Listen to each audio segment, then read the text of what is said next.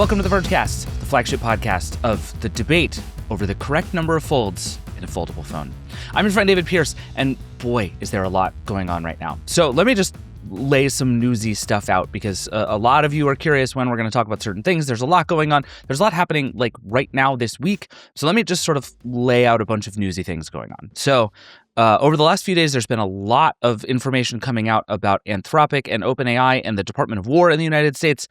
That is a really important and complicated topic that we're going to get into, but it felt like that's worth giving a little bit of time. So we're going to talk about that a bunch on Friday's show, and then we're going to have Hayden Field on to talk about it next Tuesday. This is an important moment in the AI story, and it felt worth, taking a minute to get it right. There's also a bunch of Apple stuff happening this week. Potentially, by the time you've heard this on Tuesday. We're expecting new iPads, new iPhones, new MacBooks, potentially maybe a touch one. I'm not holding my breath for that. But what we're going to do is Apple is having an event on Wednesday, and Neela and I are both going, and we're pretty sure that that's just going to be to touch the things Apple has announced. And so we're going to go, and then we're going to come back and immediately do a podcast about that. And I think, don't hold me to this, but I think we're going to do it live. We've been wanting to do more sort of emergency podcast type things. We've been wanting to do more live shows. We're just going to test a bunch of stuff on Wednesday, and if it breaks, so be it. We'll see what happens.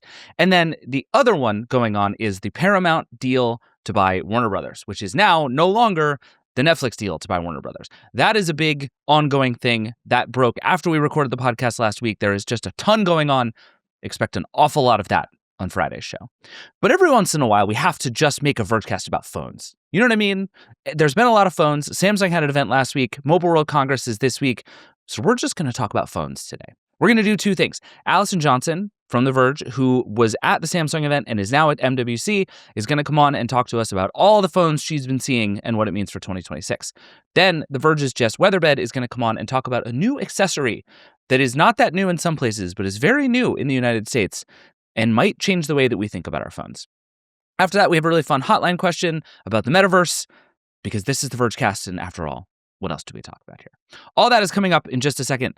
But first, I just dug out this Pixel Fold, and I have to charge it and use it because people keep telling me flip phones and foldable phones are the future. We'll see. This is the Vergecast. We'll be right back. All right, we're back. Joining me now, The Verge's senior reviewer, Allison Johnson. Allison, describe your physical location in Barcelona right now. I am in Barcelona in the Fira Conference Center. I'm in a tiny little hut in the press lounge. And just for authenticity, I brought a ham sandwich. Okay, so you've been doing all the phone news for the last several days. You're at MWC, and I think so far the theme of MWC is a lot of companies trying new things on a phone to see what works. So I want to play a game with you that I have not prepared you for. Okay. Because cool. I want to get your gut reaction to some stuff here. Okay. Basically, I have think of a spectrum from 1 to 5. 1 is this is pure science project, silly concept. This will never see the light of day outside of a convention room center. And 5 is this is coming to your phone for sure next year. Does that make sense? 1 to 5? Yes. With me so Got far? It. Okay. Mm-hmm. I'm just going to throw a bunch of things that are happening at MWC and in the phone world at you right now, and I want you to put them on this 1 to 5 scale for me. Does that sound good? All right. Ready. All right. The first one, we have to start with 6G. 6G is apparently, we're doing 6G again. I can't figure out if it's everywhere at MWC or if it is just being whispered about in back corridors. But where are we with 6G right now? 6G is what 5 was definitely happening, right? It's definitely happening. But with the disclaimer that it is at least 5 years out. They're working on the standard. I talked to a bunch of people to get them to explain what it is to me. There's satellites, there's AI, all kinds of things. I don't know if it's not quite as pervasive here as I was sort of prepared for. But there is a lot, I feel like, of laying the groundwork where, everybody is saying agentic AI, and we're an AI company now. We make AI phones. And I think that the messaging is going to start bleeding into this like 6G talk. So I think this is just the tip of the iceberg, honestly. So I was actually thinking about this reading your piece, that it seems like the whole argument for 6G is going to be that it makes AI things faster, which is like a slightly more sensible argument than the 5G argument, which is that it will make unknowable things faster. But I confess I do not find that particular argument for 6G to be super compelling. I know. That's the one I have the most trouble with. There's like satellites, your phone is always connected. It can switch from a tower to a satellite up in space. Great. That sounds good. I'm on board. We need AI compute inside of the cell towers, inside of base stations. Sure, I guess. Like they're just lying around anyway. There is a lot of that's where it feels like the 5G kind of chicken and egg thing, where they're like, well, we think there's going to be a lot more of this AI, we're going to need all this uplink, and we're going to have to spread out the compute between the device and the network and the data center. But yeah, it is one of those like that doesn't exist yet, and they're sort of like planning for a future where it does, / getting us hyped up for it. So that's where, yeah, not my favorite use case, I think. Wait, so where did you put it on the scale 1 to 5? Did you give me a number? It's happening. 5. Okay. All right, I buy it. All right, next one on my list. Modular phones. And before you laugh at me, I would like to just quickly point out a couple. Honor has a robot phone, which is basically a phone with a little gimbal camera on top. I'm counting that as a modular phone, even though it's baked in. It's a phone with an extra part. Is kind of what I'm thinking about this as. Vivo is launching a phone with an entire professional camera rig. You and I like to make fun of the people who are like, we shot this on iPhone, and then it's like the iPhone plus $35,000 of additional equipment attached to the iPhone. But that's modular-ish. Lenovo is out here doing modular laptops. Like there was I think a techno concept of a modular phone that people got excited about. Is the 1 to 5, are modular phones happening? Is this finally the year David gets a modular phone?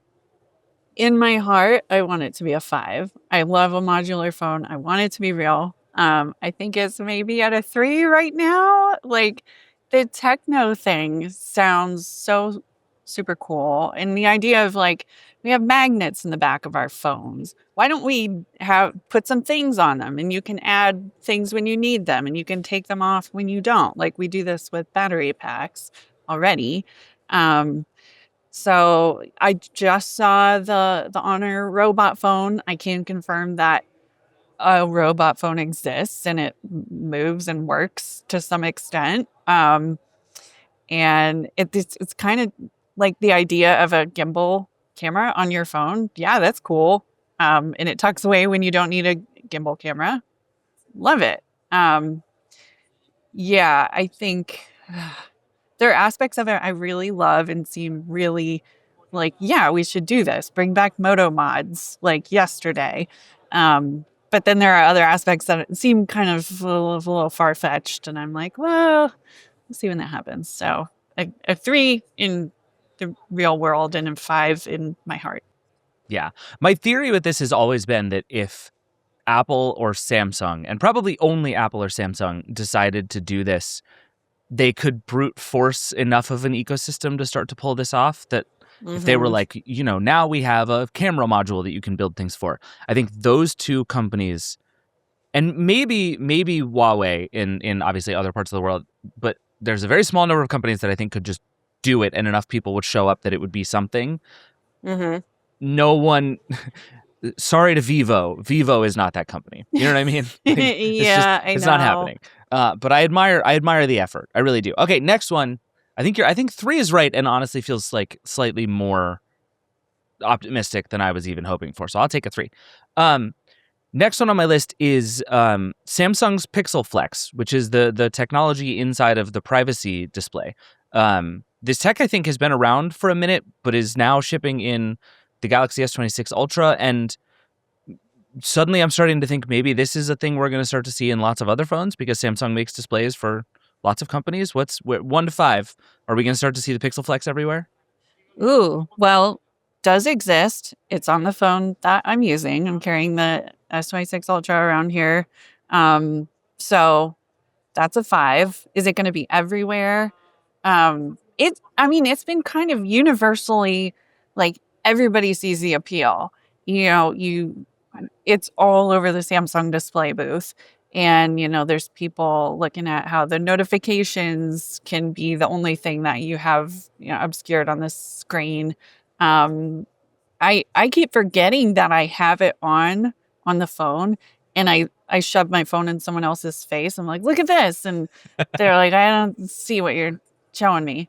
Um, I think it could catch on. I think I give it like a 4. It gets an extra point for existing right Sure now. does. Um, and maybe an extra point for being like cool as hell. So I'm going with 4. I guess it sounds like it works. That was going to be my next question is does this thing kind of work as advertised? And I feel like I don't notice it's there, but no one else can see my phone is kind of the ideal outcome for this technology. Yeah, and I wonder if it's maybe when I turn it on and I'm just using the phone normally, you notice a little shift right at first where the screen is maybe a little less contrasty or a little dimmer. I'm not Hmm. like a, you know, TV guy. I'm really bad at judging these things. I can see a little shift at first and then I don't really notice it after that. Um, the effect, like there's a setting to like crank it up to like maximum privacy, and that really does kind of turn the phone into a black box if you look at it from an angle. Without that, it's a little you can still make out like a little bit of what's on the screen, but it's super hard from a glance, Like sometimes you're on the bus or something, you like glance at someone's phone in front of you and you can't like you've seen everything on the screen, you can't help it. I think it cuts down on that. Like you're gonna have to work to see it. It looks kind of gray. If you're all the way at an angle, it's black and you can't really see. But it does work. I'm using it, and it's one of those things you don't know if it's been effective because I don't know if anybody was trying to read over my shoulder on the airplane and they were foiled by the phone. But it's been like nice knowing that it's there as I travel. Yeah, I think the idea of it not being something you ever think about that just kind of does the job in the background is the absolute ideal outcome for Hmm. this kind of feature. I think that's really exciting. Um, okay, next one on my list. I wrote this down as non-problematic foldable phones. You and I have been on this show many times talking about foldable phones, and there's always a series of disclaimers about them, right? They have durability issues. They weirdly have not gotten some of the best technology, particularly when it comes to cameras. There's just always like this phone is very expensive and comes with a bunch of very real trade-offs. But it seems like you've seen a couple of devices over the last couple of days that are starting to solve those trade-offs in a pretty real way. Are we inching towards a 5 on foldable phones you can wholeheartedly recommend? I think so. I think maybe it's never going to be a 5. Maybe the best we can hope for is a 4. I think they're always just going to be a little more expensive than your standard slab phone. It does feel like all of the ingredients are there, but they're kind of in different devices. Like, Google and now Honor just launched one that has IP68, or theirs is even IP69. So you don't have to feel so worried about dust getting into the hinge. Um, Motorola, it just revealed that they're going to put a silicon carbon battery in the Razr Fold. So it's going to have huge battery capacity, like 6,000 milliamp hours. So that kind of takes care of like batteries, not in theory, not a problem. I don't see all these things existing in one device, especially it's like you slim it down, it's super thin. We don't, there's maybe one phone that is super thin and durable and has a great battery. Um, it's not the US, but yeah, I think the price is always going to be like a sticking point for some people. They're just going to be pricier. But I think it's going to come to a 4, maybe. That's what I'm Okay. hoping for. It does seem like in general, the foldable phone available outside of the US is like a full generation ahead of the foldable Mm-hmm. phones available in the US. As you walk around NWC, having used all of the foldable phones we can get in the US, does that still seem true? Are you seeing stuff that remains just way ahead of anything that is available in like a Verizon store in the US? Yeah. Just the abundance of them. I mean, all of the Chinese OEMs will have one. They're on the booth and they're super thin.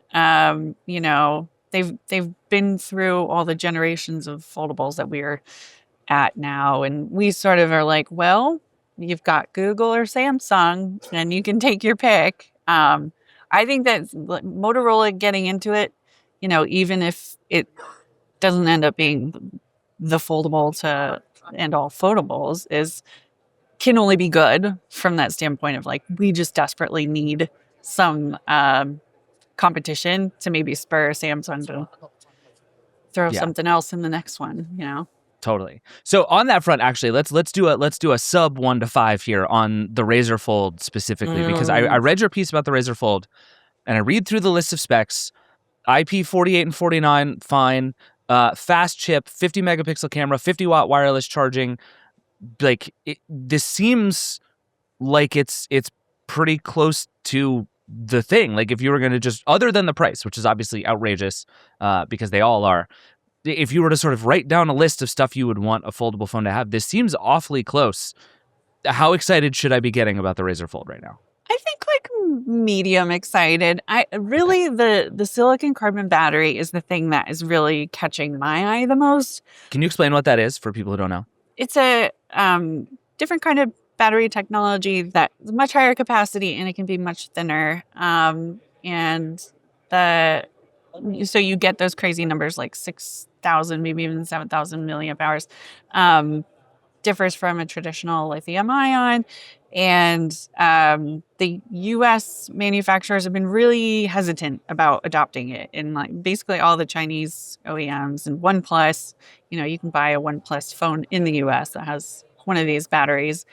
There are concerns around like, do they last as long? It tends to, there's more stress on them as they go through charging cycles. And there's like a concern that they don't hold up in the long run. But I don't know, an iPhone 14 Pro, like did the battery on that hold up? Like so many people have a phone from 3 or 4 years ago. And they're like, dude, the battery sucks now. So I don't know. This is the one that's going to be interesting to see if Motorola can kind of like open the floodgate. Obviously, there's, their parent company, Lenovo, based in China, is maybe like the way that this kind of makes the technology come mainstream in the US. But we'll see. I'm glad someone's doing it. Yeah, I'm fascinated by this phone because it seems like if Motorola got all of these parts right and made a couple of correct technology bets, especially on the camera performance with the optical image stabilization and the battery in particular, this thing could be awesome. Mm-hmm. Or it could have a bunch of stuff that is too early and not quite right, and it could end up just being a way too expensive like beta test for a bunch of things that might actually work out in 3 years. And I'm just fascinated to see which one it turns out to be. But I'm still like, there is a world in which this is the best foldable phone on the market, and that just makes me very excited. All right, next one on my list. I have a couple more for you here. And actually, you sort of alluded to this with the battery stuff. Everything's finally getting smaller is a thing that I've written down. We have some surprisingly thin tablets from Honor that are there. There's a really thin Xiaomi power bank. Suddenly, everybody seems actually interested in the idea of not how do we, make these things more powerful or add more specs or whatever, but they're like, how do we make these things smaller? There's like there's a smaller energy happening at MWC this year. And I know there are going to be people who are excited about this. So like 1 to 5, how real is this? I'll give it a 4 because really, that's exciting. Apple did it. Yeah. I mean, when you have the iPhone Air, I was just. But the iPhone Air is kind of a science project. Yeah. But I think that kind of gives everybody else permission to do the science project. And I was just over at the ZTE booth, and, they've got their iPhone Air clone. It has 2 cameras on the back. It manages to have a SIM tray. I don't know. It's like you sort of get the impetus out there of like, we're doing thin things now. And then maybe the next company that does it finds a way to add more to it, or like make it so you're not having as many sacrifices. I think the silicon carbon in an iPhone Air or a Galaxy Edge is a very compelling, you take one of the problems with those devices off the table if you can just figure out the battery. And then from there, you're not sacrificing so much. So I'm intrigued. I do think there is value in the phone that you carry every day, all the time, being a little lighter and a little thinner. It actually makes a difference. I just don't think right now the devices we have, the trade-offs make sense, but they could. That seems right. Yeah, I've been doing this phone switching experiment, trying to figure out what phone I want. Mm-hmm. And I went from an iPhone 16 to a Pixel 10 Pro, which is like, it's not the biggest phone in the world, but it's a pretty heavy phone. Yeah. And I am shocked at the extent to which I noticed the difference holding the thing in my hand all day. It's nuts. Like, even the little tiniest bit of weight difference, it means something in terms of what it feels like to hold the thing in your hand for a long time. Yeah, exactly. You look at the numbers on a page, you're like, these are not that different, but in your hand in everyday use, yeah, you feel it. Yeah. I made fun of you when you said that about the iPhone Air, and I think I'm kind of coming around to what you said. Yeah. Good. Okay. I still stand by my making fun of you, even though you might have been right. Okay. All right, I have one more for you, and then I'm going to let you go here. The last one I have is another thing that you and I have talked about that has seemed many times like its time was almost coming, but it never did, which is the secondary e-ink display. This is a long time staple of phone concepts, and the only one I've seen so far this year is, again, from this company, Techno, which did a very cool thing. I don't know if you've seen this one, the sort of color-changing e-ink background on the Techno phone. I saw a version of the e-ink back panel last year. I don't know. I give that one like a 2. Yeah. Like, it's fun. Like, hell yeah, let's put e-ink in all the things. I want e-ink everything. But I don't know. I don't see it. Like, they kind of struggle to even give you a reason why. Like, why does someone want this? What can it do? And they're sort of like, well, it's cool. Which right. I don't know. Props for making something cool and trying it. But yeah. The reason I like the Techno idea is because I think it is actually very practical in a certain way, that it lets you change the color of your phone. And it's not perfectly vibrant. It's not the equivalent of like actually repainting the metal on your phone, but it lets you express something different on your phone. And I think people like that, and I think that's important. I have been holding out hope for this in particular because I don't know if you've seen this tiny little, it's like the XTE ink thing that is basically just like a little MagSafe thing that you stick on the back of your phone, and it gives you a little tiny e-reader. All of my tech nerd friends think this is awesome, and then they buy one and they use it 2 times and never touch it again. But there is like, it's exactly what you said. There is something about it that you're like, yes, I want this, give it to me. And then it's like, well, what do you want this for? And it's not at all clear. Like, I don't know. It was a fun idea. I know. This to me is like, every time I see a flip phone, I'm like, give me e-ink on phone on the outside, phone on the inside. This is what I want. I think I'm the only one, but this is what I want. You might be. Yeah. All right. So before I let you go back into the craziness of MWC, what else have you seen that's super exciting? Any other like booths you've walked past that kind of blew your mind? God, there's robots everywhere. It's CES again. I've seen the robots. There was a robot restaurant. It was not clear. It said temporarily closed. The robots were not making any food. It looked like they were serving food to each other. The robots don't need to eat food. I don't know. That wasn't the thing I'm excited about, but it has been the thing that has been like hit over my head at CES and here is like robots are happening. Well, so this means if we're doing CES again, I would say this means a couple of things. This means that all anybody wants to talk about is AI, but in kind of directionless ways where everybody is doing AI, but then you ask what that means and no one really knows. And it also means that the idea of gadgets that move, like physically move, has also really intoxicated the mobile industry. Because like the thing that's fascinating to me is everybody at CES is desperately trying to invent the thing after the smartphone so that they can not have to just play smartphone games right now. But what you're saying is even all the smartphone companies are now like, you know what the next big thing is robots. Yeah. I mean, Honor put a robot, quote unquote, on the phone.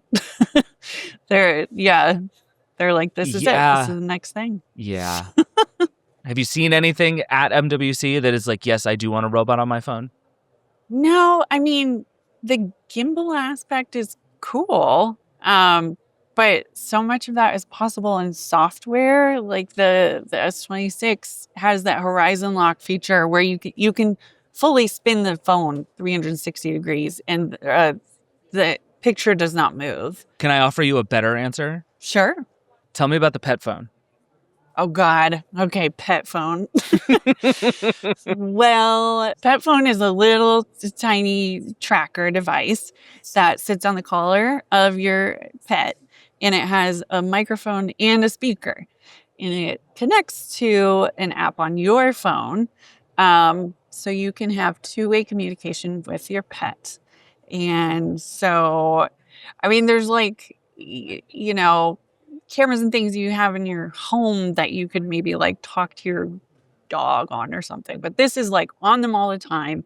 And the wild thing is, they say that your pet can call you if you train them to jump in the air 3 times in 6 seconds. So that rules out every cat because cats are not learning tricks.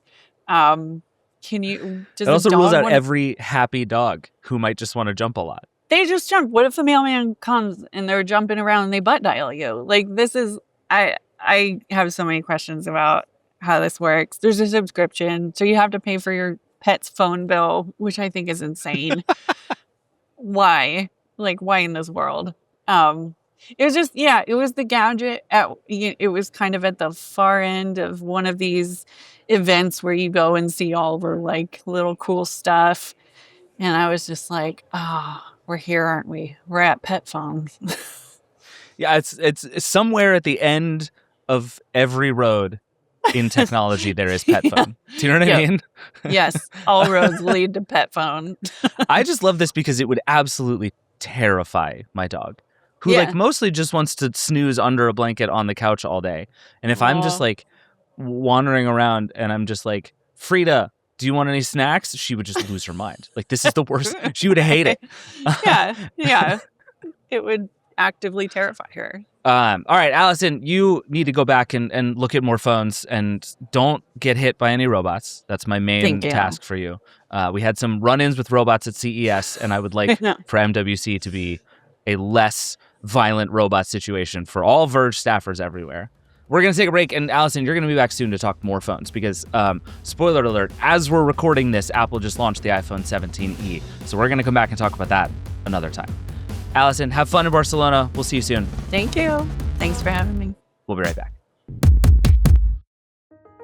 Support for the show comes from L'Oreal Group, using the latest advancements in science and tech to create personalized beauty solutions for all. The global beauty leader recently introduced 2 breakthrough technologies that bring the power of light to hair care and skincare. Light Straight and Multi-Styler and the new LED face mask, both of which were recognized as CES 2026 Innovation Award honorees. Learn more about both technologies on L'Oreal.com. L'Oreal Group. Create the beauty that moves the world. All right, we're back. The Verge's reporter Jess Weatherbed is here. Hi, Jess. Hi. I have been wanting to do this with you for months, ever since Apple put out this crossbody strap for the iPhone to, I would say, a mix of rapturous and deeply confused reactions. And I want to talk about why both of those things existed, because it turns out, as you've covered in bits and pieces since then, there is sort of an industry in these straps that, to me, as somebody in the United States, basically does not exist. So I want to talk about this because I think this is like a big burgeoning gadget accessory that we should talk about. So let's just start at the very beginning here. Tell me what a Are we calling them gadget straps? Is this the official title that we're going with? Yeah, it seems to be a bit of a coverall. So every time you look up the strap, it covers everything from the lanyards, from the wrist straps to like the crossbody satchels. But everything generally just seems to have been gifted the word strap. So I think it's a general coverall. Okay, so tell me the thesis behind a gadget strap. What is this thing for? Multiple purposes. If we're talking about what it was originally for, it's because obviously the first kind of mobile phones, before they were truly mobile, were the massive things you had to carry over your shoulder. They were like a brick-sized thing. We had a continuation of that when they started actually getting a little bit more portable, where everything had a wrist strap attached to it, like the kind of thing that you just attach to yourself.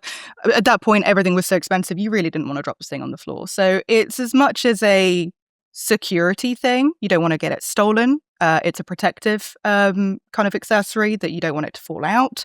It's a personal choice. Some people have been customizing these for like decades now. It has so much utility for it. It really depends on which strap you're getting. So why a strap and not a bag? Like obviously we've done messenger bags exist, purses exist, fanny packs exist. One of the questions I wrote down is, didn't we already solve this problem with fanny packs? Which you are free to answer or ignore however you'd like to. But why this particular instantiation of this thing, which is basically just something that goes around your neck or your wrist and just sort of loosely, openly holds your phone? Like functionally, that is what these things are. Why is that the correct form here and not all these other things that are available? The explanation I can give you is we'll also kind of, explain why they haven't really taken off in America as much as they have in Asia and Europe. And that's just because we use our phones for everything now. If it's not in front of me, it's like, it might be at the back of my mind, but I am using it to check concert tickets, to get map directions up. I might be Googling something while I'm walking around. And if you live in an inherently walkable kind of society, like I do in Britain, everything is like, if I leave the house, I don't necessarily want a massive bag with me that's going to be rattling around with pretty much nonsense in there. I can pay for things on my phone. I can open doors on my phone if I really wanted to. Like, this is my entire life now, just in the size of a block. I think the biggest driver behind this is also, I hate to always pull the card out, but inherently sexism, right? Because pockets just don't exist on women's clothing, or if they do, they suck. You can't fit a phone in there.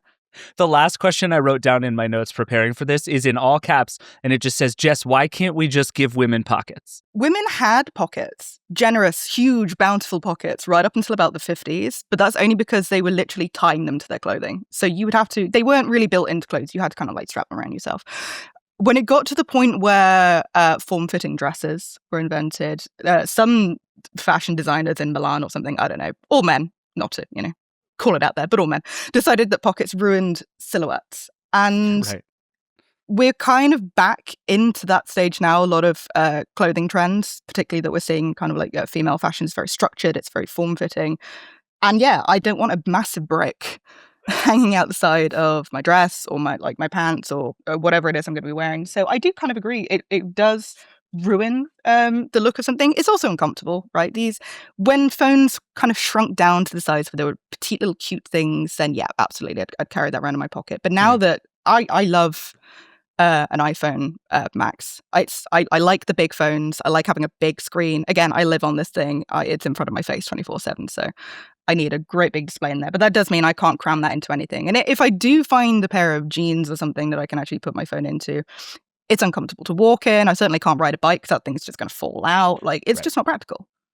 So the strap then is kind of designed to be this like hard to find middle ground of almost as convenient as just holding your phone in your hand all the time, but you don't have to be holding it in your hand all the time. And I'm sort of, the way you describe the way you like move around in the world, I'm sort of imagining, you're walking along and you pull it out to tap on the train to use your ticket, and then you pull it out again to pay for something, and then you pull it out again to text your friend. And it's like this constant battle of, do I want to be digging into my purse every 8 minutes all day? Or do I just want this thing sort of hanging at my side that I can just sort of swing up wherever it needs to be? It's just a pure accessibility play without needing to hold your phone in your hand all day. I feel so. A lot of the explanations I've heard from all of my other friends have said that they just wanted something hands-free, right? Either that's because they're going to lose the thing. I've had a couple of friends who've had phone straps. The reason they bought one is because they keep leaving their phones in taxis on a night out. That's a good one. Yeah, if you go out for like dancing or something, you go out clubbing, you don't want to bring a great big bag with you. I've seen mums discussing things that sometimes they just need to know where their phone is all the time. And if they put it down and then they leave the room, they might forget. The thing that converted me, I don't feel like this is specific to London. This will probably be the case in a lot of the big cities, which is where the walkable thing comes in. But I spent a day in London constantly digging my phone out of my coat pocket. It was raining. I was having to dig everything out. I was needing it to scan myself into the tube to get on the train. And then 5 minutes later, I was needing it to buy a coffee. And then the next minute, I was needing it to check like my train tickets on the overground. I was just constantly digging it out. And I was like, if I could just have this around my neck or attached to my wrist or something where I know it's always going to be there, it's so much more practical. Some people do it for a security standpoint. I don't know how that stands up. I haven't tested having someone try to pretend to mug me, like wench my phone away. But a lot of reasons that people do that is if they're traveling to big cities and they just don't want to have to worry about people slipping their hands in their bag or their pocket and getting it out. Yeah, the security angle is interesting to me because on the one hand, yes, it is now physically attached to your body in a way that is productive, right? You see a lot of people who get their phones stolen just by they're holding them in their hand. Somebody walks by and just yoinks it out of your hand, or they grab it out of your bag or your coat pocket or whatever. That is a real risk, and having it tethered to you, even if it's not a perfect solution, is, I think, straightforwardly better.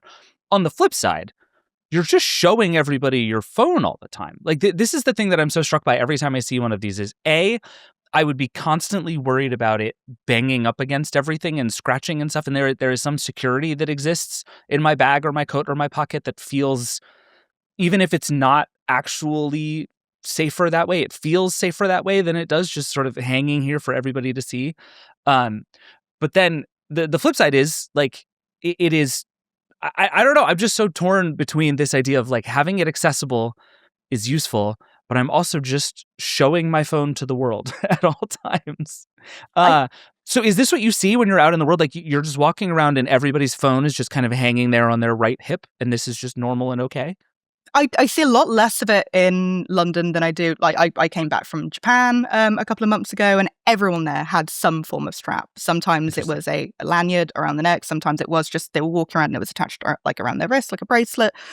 That almost seemed more like a combination of utility, but also just personalization. If we think, like, I don't know, when I was at school, phone charms was a big thing because every mobile phone had that little thing where you could just cram as many little trinkets and stuff on there as possible. And that's still a big cultural aspect of a lot of areas where these straps are really, really popular. So sometimes they just want to match it with their outfit. It's a little mix of things, I think. Some people are just wanting to do it to accessorize, and other people are genuinely concerned about like security or having access to it, especially if they're in an unfamiliar location, which is why we see a lot of these of very popular recommendations for travels.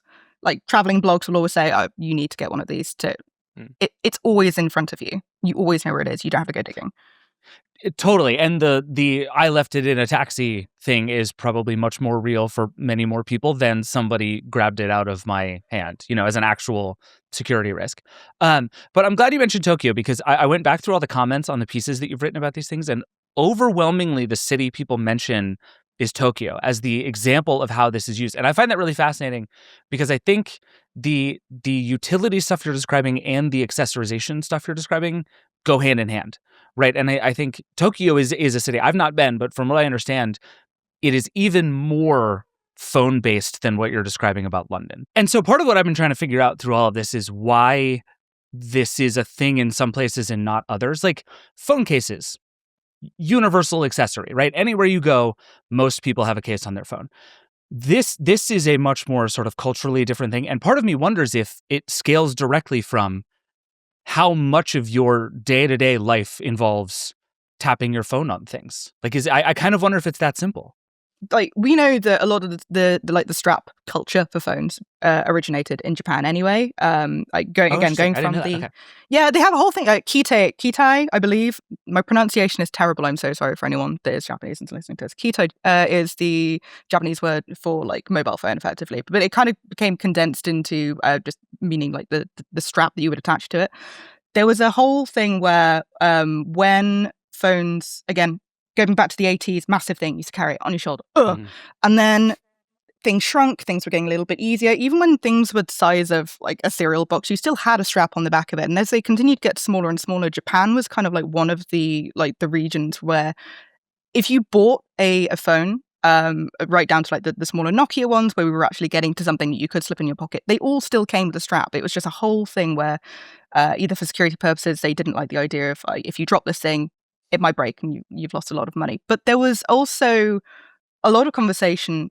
We can't definitively point to something and say, this started it, this is where it all kicked off. But we know that Japan had a culture already of hanging trinkets, because whereas in Western kind of like cultures, in particular, again, Italy, the UK, we would tie pockets to our outfits. Or if you're a chap, your coat would have pockets already in there. When we're talking about kimonos and robes and things, there weren't really any pockets built into there. So they would physically have to tie objects to themselves using bits of rope. And it became quite popular just to have little trinkets, little dolls, little customizations and things. And when phones became a thing, it was almost kind of a, like, the cooking pot was ready, right? It was a, hey, you're already a trinket kind of based culture in this. You're going to love this. You're going to love all the little doodads, and you can put your favorite comic character on there, or you can have a matching one with your bestie or your boyfriend. And it just really took off. Like, it was kind of like the perfect environment for it to be cultured in, as much as part of the aesthetic side of it and the utility side of it, because it is the other side of this. Japan is very walkable. You will spend a lot of time just on your feet. There are very, very few reasons why you would have to get in a car, for example. You'll be on a train. But that means that if you're out on your feet all day, you don't want to have to lug a heavy bag around or hold a phone all the time. So straps just became kind of a ubiquitous thing. That spread to a lot of other places in Asia. You mentioned actually that you do a lot of stuff on your phone in Japan now, but actually we were always told before we went over there is that you have to bring cash because not a lot of places take card payments. Apparently that's changed within the last couple of years, but China had a huge push for mobile payments way before Japan did. So in places like China, Korea, Singapore, almost the aspect of living on your phone is even bigger than it is in Japan and has been for a long time. So you just had all of these places where it was just primed to take off. That's interesting. And it does that back and forth between the aesthetic appeal of it, that this thing is an accessory. People are going to see it for utility reasons, so you might as well make it something you care about. And then that coming back to the utility of it, but also giving you real incentive to, like, you've now made this thing into something that sort of reflects you as a person. Of course you want people to see it. So that actually having this thing dangling off of you all day it's a feature, not a bug, right? Like, in a real way, it sounds almost like you're describing sort of a piece of jewelry. It's just extremely functionally different kind of jewelry, but people are treating it essentially the same way. Yeah. A lot of it kind of, we've had a bit of a resurgence of it over here. I think now that kind of America and like parts of the UK are becoming aware of it is because it has a very nostalgic charm in terms of it being like a vibe, right? It's what people used to wear. And you see a lot of younger stars started to wear the beaded phone charms during the pandemic, where people were making them all at home. And because all of these pictures were all over Instagram, all in Vogue, there were people wearing these phone straps to the Met Gala in 2022. It's this kind of thing. They just kind of started leeching into the personal side of things because they looked cool before they became a utility. But then that became afterwards, because you would tailor it to what you need. Like, one of the examples I go with for the Apple one, because I think that's what got everyone talking. Why am I going to spend $60 on the strap? The magnetic design of it, because it's so flat and because it sits flush to your body, the first thing I thought of is, oh my God, that's going to be so much easier to ride my bike. Because I'm constantly worried my phone's going to fall out of my pocket. But every other strap is just like flopping around, or it's smacking me in the back or something. You can actually tie that so it's really kind of flush to your chest. And then if you want to have it a little bit looser, you can loosen it up a bit. Just the practicality of that kind of thing. There was also a company, an American-based one actually, that it tends to be known for this stuff called Bandolier. They're based in California. You've had loads of celebrities rocking that. Zendaya, Taylor Swift had one back in 2016, and that kind of like got that company known. But they're known for having not just the phone strap. It's got like a little pocket on the back. So you've got a phone strap and a wallet. You don't ever have to have a separate thing to carry your cards around. You can slap your keys on there. It's just looking at all of these different straps and going, what do I actually need it for? Do I need it to look nice, or do I need it to have a purpose? And no matter what you need, you can find one. There's a company that sells a strap that's made of a USB-C charger. Like it's a 2-in-1. Yeah, That's a great idea. Satechi or something. It's like a corded Okay. rope, like same kind of like roughly the same kind of design, not the flat aspect of the Apple one, but literally they were like, you don't want to have to carry a charger around with you, so why don't we just have this thing hanging around your shoulder or your neck, and you can charge your phone on it as well. There is so much utility and customization to all of it. Yeah, I love that. And one thing that really struck me about Apple in particular was that Apple seems to have gone out of its way to show the crossbody strap on men. And I think I was looking up a bunch of this other stuff, and it is I'm on the Bandolier website right now, which I had not seen before, but it's like this just looks like a sort of fast fashion website, right? Like it is attractive women wearing attractive clothes wearing this thing. It looks like kind of every other fashion website you'd find anywhere. But we're starting to see a shift, right? You get a company like Peak Design, which you covered fairly recently, which I think is a much less sort of specifically gendered company making kind of great accessories and products like this. Apple, again, went out of its way to show this thing on men. And so I guess what I'm curious what you think and what you've seen around the world even is whether this goes like phone cases, which is a sort of universal accessory that everybody has with kind of infinite options about what you want it to look like, or if this ends up being kind of largely a product for, frankly, people who don't have pockets. I think it's always going to be a mix of the two. Guys historically just haven't had the same pocket dimension issues that women have had. I think it's kind of taking a little while, particularly in the US, where it doesn't occur to you that you might have to walk around, unless you're living in like New York or one of the other kind of like big cities where you can be on your feet walking around for 8 hours a day, going from place to place, constantly using your phone. You wouldn't think, why would I need to have this and have it accessible so quickly? You need to be in those environments, I think, for it to click. And for guys who cycle a lot, like they will see some of the benefits in this. Again, I'm constantly scared it's going to fall out of my my pocket every time I go riding a bike. There's also part of me that wonders whether it's a midway point, right? Because bags for men, just generally carry bags, beyond the usual boring, plain, very kind of like business standard satchel or rucksack or something. Right. We're seeing a lot of guys actually wearing, for lack of a better word, handbags now, or shoulder bags, strap bags or something. And they're taking off, but they're nowhere near like kind of the impact that they've had on women and like outside of that kind of perspective. So this might be kind of the law, as it were, kind of hey, you'd really like you need to carry something. Just try. You don't need to commit to a bag. You know, this people can honestly almost miss this if they wanted to. Yeah. The thing I keep thinking about here that strikes me as both the best and worst case scenario is the belt clips. That there is a generation of men and a generation of phones that were clipped to men's belts. And I would just like to say out loud to all men everywhere, we can't do that again. That was bad. That solved no problems. Like the upside of these gadget straps is they provide some utility, right? It is an easier version of access. It is that kind of security you're talking about. They can potentially look very cool. You can hold it while it's still in the thing. Belt clips just look bad, and we shouldn't do them. And if that's controversial, I really look forward to getting in trouble on the internet for this. But that does suggest on the plus side that there is actually some appetite for, I would like this thing to be slightly more accessible. And maybe if we can figure out how to, take gadget straps but make them fashion for men, there might actually be something here. Like all the utility stuff you're describing, I'm very compelled by. And I was thinking as you were talking, a thing that happens to me all the time is when I'm driving, I will throw the kids in the car and we get in and my phone is in my pocket and it falls out of my pocket into that like liminal space between the seats where nothing ever comes back. And so the amount of time I have spent at stoplights, like digging down, wouldn't it be great if I could just have my phone here and not think about that ever again? And every time I get out of an Uber or a taxi, I have trained myself to open the door, get out, get all my stuff out, and then turn around and look down at the seat to make sure nothing has fallen out.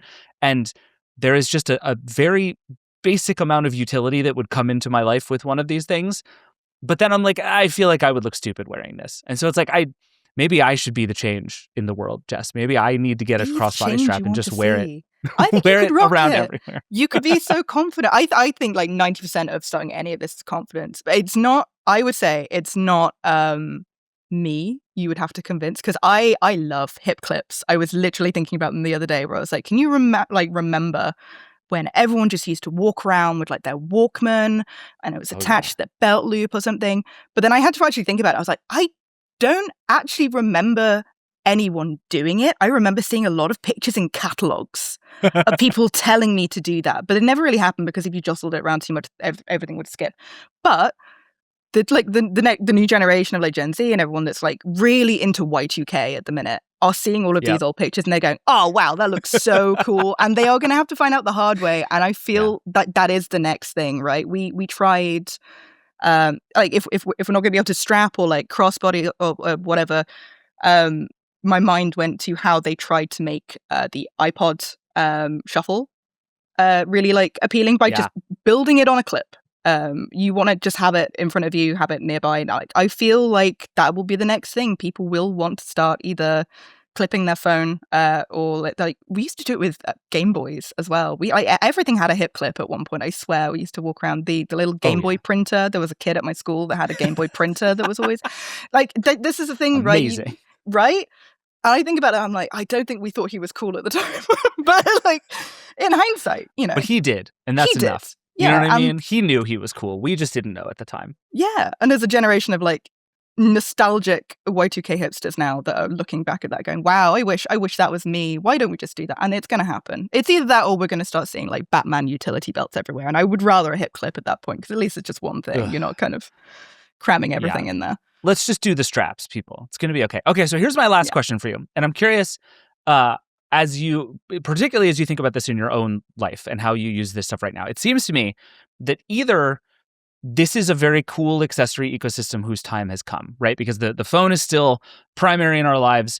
We need it for more real world things than ever, especially as we do more sort of camera-based AR stuff. Having this kind of like anything you can do to shrink the distance between you and your phone being useful will work for people. So I'm very compelled by the idea of these things. I also wonder if they are a signal that actually what we need is like the next kind of gadget, right? Because a lot of what you're describing is stuff that we were all supposed to be doing with our Apple Watches and is the kind of thing people claim we're going to be doing with our AR glasses. And so, like, do you look at gadget straps as like a sort of signal that we are ready to move on to the next thing? Or is this like just the next big accessory because we are going to keep using our phones for this purpose and we all need to get on board? I think, contrastingly, I think this might actually be evidence that like the promise of everything will be on our wrists or as some like wearable glass and stuff, that the world just isn't ready for that yet, or maybe ever, because we've already established that people love having the little screen on a slab that they can take around, they can put it away if they don't need it anymore. And the only not convenient thing about that for a lot of people was the having access to it. And if you can go on Amazon, you can buy something for like $6, right? If you really want to strap and you don't want to spend, those bandolier ones start at like $100. So you don't have to get anything. Yeah, they're fancy. They are very fancy. But I love that all this exists, right? Like this is the case ecosystem all over again, right? You can buy the junky thing for a couple of dollars on Amazon all the way up to like truly luxurious designer thousands of dollar things. And that should exist. I actually think it's really good news that whole spectrum exists.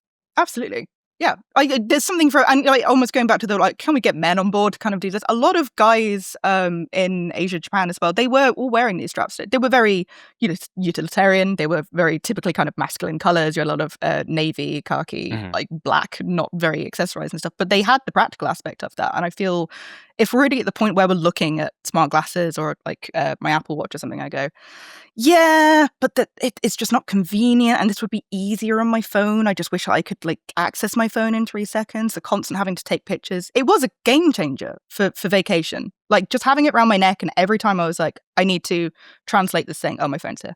I want to take a picture. Oh, my phone's here. I'm going to go swimming, but I don't have any pocket. Oh, my phone. Oh, yeah, I can just sling it around. But like every part of it, I was like becoming kind of a convert more and more because I just drinking the sauce every time I was lifting it to my face, going, "Oh, this is so cool." And at that point, I can't think of why I would choose wearables specifically over something that I could just effectively make my phone a wearable. that solves all of my problems, and I can do that for barely any money whatsoever. It makes everything better. I think this, in a funny way, this might be the accessory that unlocks a bunch of new things for people. And I think in the US, maybe we're just gonna start to see that happen. Okay, you've convinced me, but you have one more job to do here, which is it seems to me there are basically three kinds, right? There's the crossbody one, there's the lanyard sort of necklacey one, and then there's just a wrist strap. Which one should I buy? I'm going to buy whatever you tell me to buy, and I'm going to report back on how it goes. And you have to tell me which one to get right now. You need to get a crossbody. If you're just looking for a bit of everything, the wrist straps are only kind of useful if you're literally like holding your phone all the time. And in London, when I'm slamming it to get into trains or whatever, great. Those crossbody ones, you can extend the length. You can have it as tight or as like loose to your body as possible. You can hide it under your coat if you're self-conscious and you don't want to see the people and it's still, you just open your jacket and you can fish it out, and it's super easy. Right. So I feel like those are the standard line of, if you're going to consider one, get a crossbody. You can do so much. If you only want to loop it around your neck and you're going swimming or like paddling or something, you can do that. Like, it's still just a big loop. Just shove your neck through it rather than your neck and your shoulder. Easy peasy. Okay, I'm in. I'm going to do it. I also, just one other analog that makes me feel a lot of feelings that I was thinking about as you were talking is, I was like, you're like, okay, how do you make this appealing to men? And I was like, oh, they're going to make them that are just like big gold chains. And then I was like, oh my God, we're doing wallet chains again. Yeah. Like, we're doing wallet chains again. The little emo and punk. We're just doing so wallet happy. chains. Yeah. You're going to have the studded belts and everything. It's going to be fantastic. We're so back. I'm so excited about this. I'm so thrilled.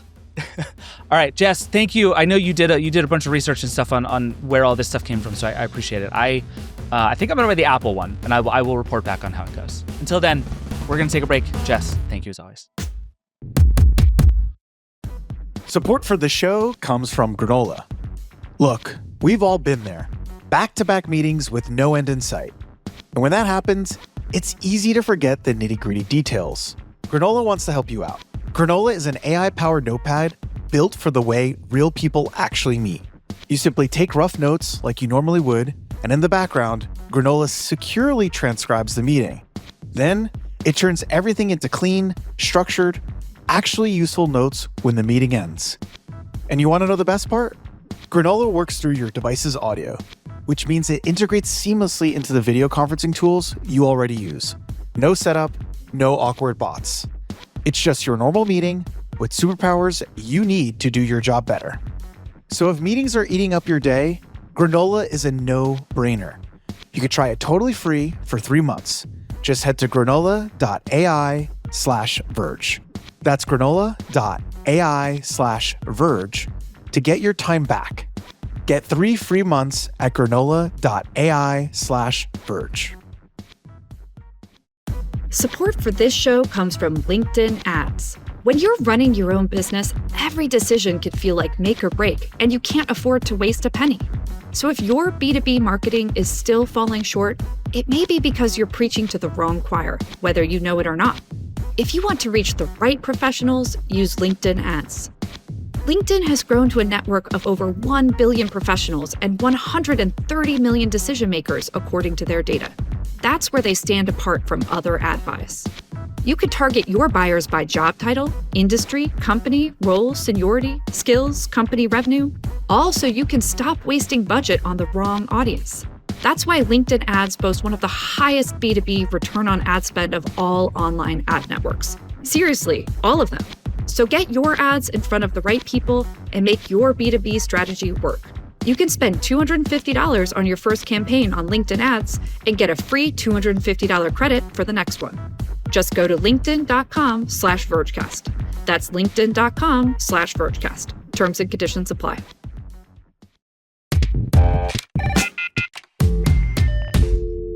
All right, we're back. Let's do a question from the Vergecast hotline. As always, the number is 866-VERGE11. You can email vergecast@theverge.com. I'm David at theverge.com. We're not hard to find. Just send us all of your questions about everything. Joining me for this one, The Verge's Jay Peters. Hi, Jay. Hey, how's it going? I have brought you here for this because I don't know if you did this on purpose or not, but you have become The Verge's like unofficial what on earth is happening to the Metaverse correspondent. Was this a thing you did on purpose? Sort of. I think it's because I played a lot of Fortnite, and then I started reporting on stuff like Fortnite, and so here we are.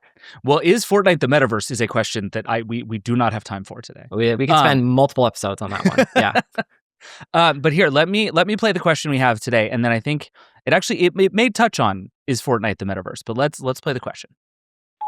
Hello, my name's Crosby, and I'm 14 years old, and I was wondering, as the future of wearables and VR technologies progress, Vision Pro in 5 years, Meta Quest, whatever, will we be seeing platforms such as Roblox and other similar online hangout areas be growing into areas where people actually live in, like Mark Zuckerberg promised the metaverse a decade ago? Thank you. All right. I have a lot of thoughts on this, but Jay, I'm curious your immediate reactions here. I think the answer is no. There's a couple reasons for that. Purely from a hardware perspective, like I think VR headsets are still a really hard sell for a lot of people. Like you have to put a face computer in front of your face. You have to make the display good enough to be compelling, interesting. You have to make the battery last longer than like 2 or 3 hours. And so like as a thing to live in for a long period of time, even in 5 years, I don't assume that hardware is going to be ready or capable enough or whatever.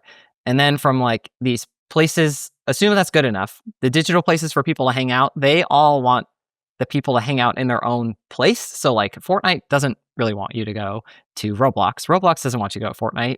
Meta doesn't want you to go from its Horizon worlds to other stuff. So there's just too many barriers and walls and just things that get in the way that I don't think a metaverse style place is something we're all going to live in or like spend an exceedingly long amount of time in every single day.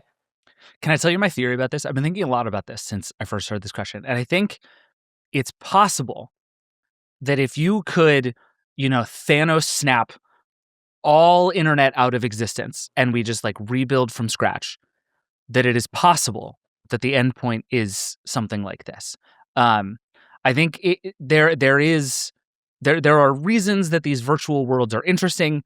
Obviously, platform dynamics being what they are on the internet, things do tend to centralize like this over time, and often we end up with one very large player in a new thing that kind of subsumes the whole ecosystem. But I think the problem is what you just described. It's that there already are huge scale versions of this thing that have absolutely no interest in interoperating with each other. And unless you interoperate, the user experience of this is going to be awful, right? Mm-hmm. Like, yeah, in order to move from one place to another, I have to close an app, open a new one, log in, and suddenly deal with an entirely new universe with different rules and expectations. Like, that's an awful user experience. Mm-hmm. And so this thing only works if it is sort of one fully realized, like Ready Player One sized thought. And it doesn't work if not everybody's in it. It doesn't work if it's one platform that's actually lots of platforms. Like if you could just say to Meta Quest, no other technology exists except this, you could maybe get to something at scale that's interesting. I also think this is a bad idea and it's good that it's not happening. And I think if you go back, like, to me, the metaverse is such a pandemic phenomenon where, like, in 2020, there was this idea that, like, okay, no one is ever going to go outside again, and we're all just going to be in virtual worlds. And what we need is more human ways to be in virtual worlds. And that's, I think, incorrect. What we need is actually something closer to AR glasses, right? Which is like, how do we put digitally useful information into the real world? That is much more clearly what people want than this whole idea of like blow up your life to sit on the couch and be in a virtual world. I think there is a time and place for that. And again, like, is Fortnite the metaverse? There are things that Fortnite does that are those things, right? And it is very compelling to lots of people. But that next turn, I just don't see coming at all. Like, I to me, society is just out on this idea at large, and I don't know how it comes back. Yeah, I mean, I think the pandemic, like you said, it was kind of an early test of like, oh, is this like actually a reality that we could maybe possibly do? As soon as it was easier to go outside because of the pandemic, because everybody got vaccinated or whatever, everybody realized, oh, I actually want to hang out with people in real life outside. Like, I don't want to spend my entire day on these virtual platforms. And I think that's why I think they're still more successful as gaming platforms, which is why Roblox and Fortnite are arguably like the biggest and most popular versions of these, because they're things you maybe spend an hour or two of your time with your friends. You maybe bounce around from experience to experience, dressed as somebody from Stranger Things or whatever, and then you go do something else because it's a video game, and that's it, right? Yeah. To me, the Meta Horizon Worlds example is really telling here. You wrote a story about this a couple of weeks ago, Meta doing a big pivot in how it thinks about Horizon Worlds. What do you make of this change that Meta made? They built a VR thing and then said, never mind, this is not a VR thing, this is a mobile thing. And I have a hard time looking at that and not thinking this is like a complete 180-degree turn from what you thought you were building. Oh yeah, it 100% is, because I think they realize that VR as a market has a ceiling, and it's ultimately a low ceiling compared to what's possible with mobile. Horizon Worlds started as this like VR first immersive metaverse type place. And then a couple years after they launched, they also brought it to mobile. And it's been kind of sitting in this weird in between of like, make it for VR, but also for mobile. And now Meta is just so clearly like, the way this platform moves forward is as a mobile platform, which is where Roblox has seen a ton of success. And more recently, now that like Fortnite's back on the iOS App Store, Fortnite is also seeing a ton of success. So mobile is where it's at, but that's not a VR immersive experience. It's just another thing to play on your phone, right? Okay, this is my one philosophical question that I will make you ask. Can mobile be the metaverse? I mean, I guess we have to decide what the metaverse actually represents. This is also, again, we could do that for hours, but I think to me it's like somewhere, if you allow the metaverse to be a spectrum, right, between I'm wearing a headset that it takes up my entire field of view, all the way down to like, I don't think you can have the metaverse on a smartwatch, but that's a fun debate if you want to talk about that. To me, it's just the idea of if I'm sitting here holding up a screen like this and 90% of my field of view is not my phone, this is now an AR device, not a VR device. And I think VR and the metaverse to me are the same thing, but maybe I'm wrong. Can you do this metaverse thing in the way that people are describing through mobile?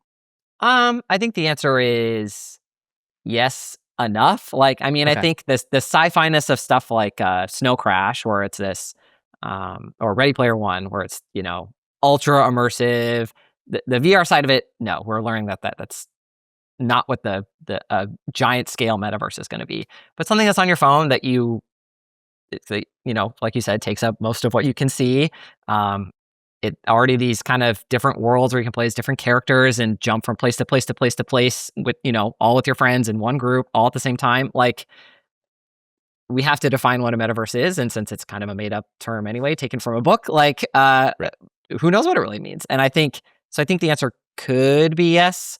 I think the more realistic way to think of these platforms still is just like, these are just really giant gaming platforms that are trying to sell you digital items, and that's where the money comes in, and that's ultimately what they are right now. Yeah, and I think that's fine and good, right? It is. It's let that be what it is. And this actually brings me to my last question for you, which is, again, if you go back to the early days of the pandemic, 2020, 2021, there was this big theory about VR that it was going to be both its own thing, but also sort of a feature of AR, right? I talked to a lot of people who were like, what this will actually be is sort of the lights off version of your AR glasses. You will be able to wear them and see the world through them, or turn it off and be in a completely virtual space. And this is what we get with Pass-Through on the Vision Pro and the Quest. And I think in theory, a lot of people were saying this is like, in AR glasses, you might still want to be able to turn off the world around you and fully be somewhere else.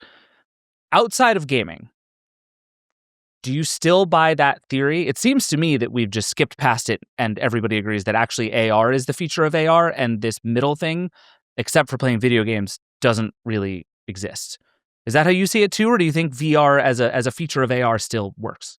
I don't think it works. I mean, I've used the Vision Pro occasionally, and like, it's a super impressive trick when you're in the immersive VR and you switch out of it, and the pass-through is like pretty good. On the Quest 3, it's kind of good, and it's a cool trick, but I don't want to like walk around my house wearing that stuff. I don't want to go outside wearing that stuff, right? I think I remember right when the Vision Pro came out, Casey Neistat did that incredible video where he's just walking around New York City wearing the Vision Pro, and it's wild. It's a great video. It's not what anybody is ever going to do ever in real life. And so I think that's maybe why smart glasses have become so much more appealing. And realistically, when they become AR glasses at some point in the next 5 years, I think people are just going to want, like you said, AR stuff overlaid over the world they can see in the glasses, the regular looking glasses that they're wearing. They don't want to do the I'm in VR and then transfer to AR type thing. Yeah, VR as video games continues to make sense to me. But compared to the way everybody talked about VR and still talks about the metaverse, that is this big an idea. Yes. You know what I mean? And I think that's fine. And maybe we should just get there with VR headsets much more quickly. Like, just let the Quest be a gaming system. It is a gaming system. We can all stop pretending anything else. I think that's ultimately where Meta is going with all of its changes. They're like, we're largely stepping back from making a lot of the content for this. We're going to support third-party developers who want to do so. We're going to continue to make really interesting and cool VR hardware, but that's kind of it. And instead, they're betting on stuff like their smart glasses or AI. Mark Zuckerberg has a great vision of stuff you see in your feed might be AI generated. You can send a game that you make with a prompt to your friends. Is that the metaverse? I don't know. Well, we still have to define what the metaverse actually is in reality. You're making me think of right? the meme with the guy with the butterfly, and he's just like, is this the metaverse? Is this the metaverse? That's exactly right. That's perfect. An absolutely perfect analogy for what this is. Well, I don't know that we've solved anything here, but I think we agree that are we all going to live in the metaverse anytime soon? Crosby, probably not. I think by the time you're 19, I do not think we will be living in the metaverse. And I think that's probably for the best. I would say, or maybe fortunately that we're not all living in the metaverse. Yeah. I think it's going to be good. All right, Crosby, I hope that helps. Jay, thanks as always. Yeah, thanks for having me. All right, that's it for the show. Thank you to Jay and Jess and Allison for being here. And thank you, as always, for watching and listening. We have so much more to come this week. We're going to try and do this live show after the Apple event on Wednesday, so keep an eye out for that. Lots of fun coming. It'll be in the feed if that's how you get your podcasts, but we're trying new stuff. It's fun to try new things here on the Vergecast. We also have a lot more coming on the Paramount and Warner Brothers story, the Anthropic and OpenAI and Department of War story. There's a lot of news happening, and actually a lot of, I would argue, sort of big picture consequential things going on. So we're going to dig into all of it. For now, the best thing you can do to support all of this is to subscribe to The Verge, to get ad-free podcasts, including this one, and to support all of the journalism that The Verge is doing. It feels like a Vergey moment in the world right now, my friends. Subscribe, be part of it, come hang out with us, yell at us in the comments. It's what we live for. Until then, The Vergecast is a Verge production and part of the Vox Media Podcast Network. This show is produced by Eric Gomez, Brandon Kiefer, and Travis Larchuk. Neil and I will be back tomorrow, Wednesday, and then on Friday to talk about just all of the news, because all the news keeps happening. We'll see you then. Rock and roll.